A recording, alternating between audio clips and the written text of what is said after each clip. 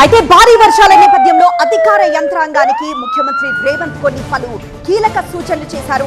ఎప్పటికప్పుడు పరిస్థితిని సమీక్షించాలని, నిరంతరం అప్రమత్తంగా ఉండాలని జిల్లా కలెక్టర్లను ఆదేశించారు. అవసరమైతే లోతట్టు ప్రాంతాల ప్రజలను ఖాళీ చేయించాలని, బాధితులను పునరావాస కేంద్రాలకు తరలించాలని సూచించారు.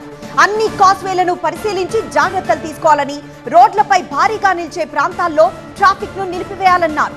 విద్యుత్ శాఖ మరింత అప్రమత్తంగా ఉండాలంటున్నారు సీఎం. వేలాడే విద్యుత్ వైర్లను తొలగించాలని ఆదేశించారు. ఇక హైదరాబాద్ లో నాన్ స్టాప్ గా భారీ వర్షం కురుస్తూ ఉండడంతో GHMC, HYDRAA, NDRF, SDRF alert గా ఉండాలన్నారు. వర్షం కురిసే సమయంలో అత్యవసరమైతేనే బయటికి రావాలని ప్రజలకు సూచించారు సీఎం రేవంత్.